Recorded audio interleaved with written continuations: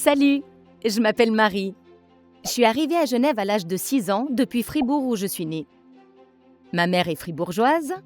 Mon père vient du sud de l'Italie, vers Lecce, dans les Pouilles. Un pur Italien. Même si son grand-père est un Anglais. Bref, je suis une vraie Genevoise. J'aime Genève. J'aime sa dimension internationale et cosmopolite. J'ai grandi à Meyrin dans une barre d'immeubles face à un grand parc. C'était un quartier populaire. J'ai adoré mon enfance.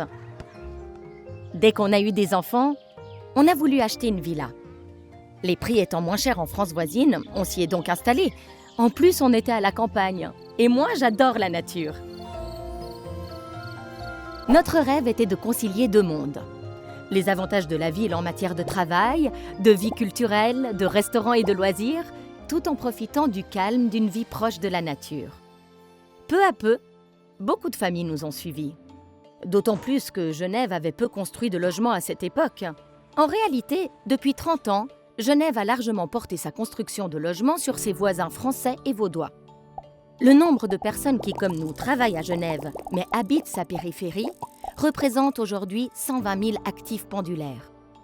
Du coup, non seulement de nombreux terrains naturels ont été bâtis, mais il a aussi fallu construire des routes pour permettre à tout le monde de se rendre sur leur lieu de travail.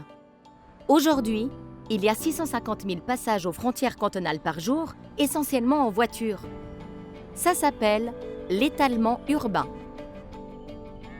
Tout ça n'est pas très écologique. Ça empiète sur la nature. Heureusement, les temps changent.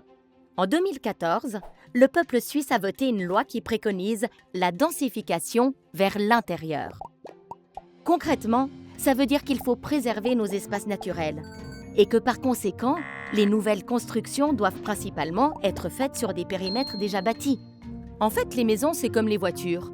C'est sympathique et confortable, mais si on en abuse, ça devient vite un enfer pour tout le monde. Il faut donc trouver le juste équilibre.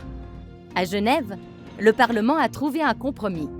11% des zones villas qui sont proches des transports publics peuvent être développées par modification de zone. En adoptant le plan directeur cantonal en 2017, le Parlement a par ailleurs validé le principe de fortement restreindre les extensions urbaines. Heureusement, car je trouve très important de pouvoir consommer des produits locaux.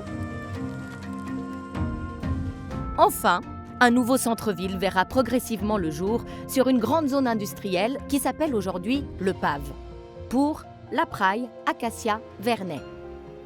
Il y aura des logements, des lieux culturels, des restaurants sympas, des commerces, des espaces publics et un parc. Ça tombe bien, j'adore flâner en ville.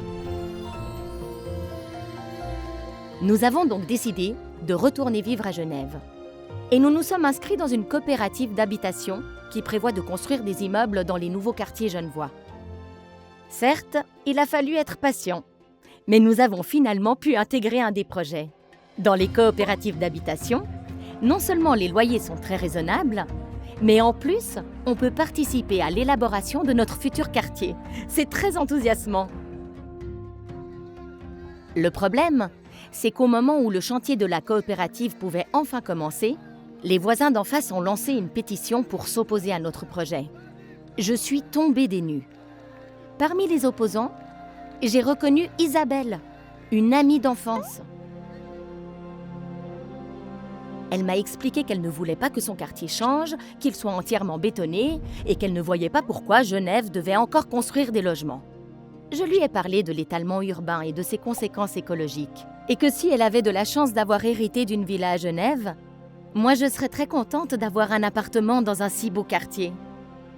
C'est vrai qu'elle n'avait pas réalisé que beaucoup de Genevois avaient dû quitter le canton par manque de logement. Sans compter les personnes venues d'ailleurs, avec un travail à Genève, qui ne trouvent pas où habiter. Tout ça m'a quand même fait réfléchir sur la qualité de ce que l'on construit, avec parfois trop de béton et une certaine monotonie architecturale. J'ai alors proposé à ma coopérative qu'on réduise l'emprise du parking afin de préserver un maximum d'arbres et de pleine terre. Et puis surtout, après concertation avec les autorités locales, on a décidé de créer un parc public dans le plan localisé de quartier.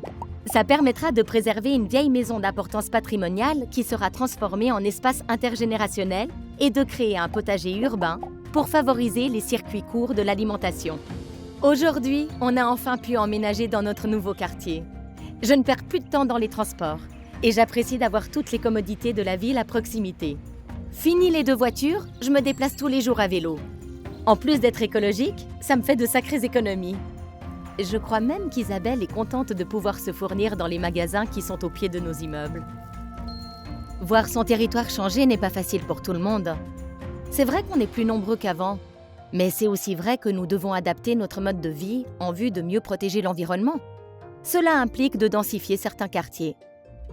Finalement, si l'on regarde l'histoire de notre canton, Genève a su se réinventer régulièrement. C'est aussi ça qui fonde notre identité et notre dynamisme. La Genève de demain ne sera pas la même que la Genève d'hier, mais ça sera toujours Genève.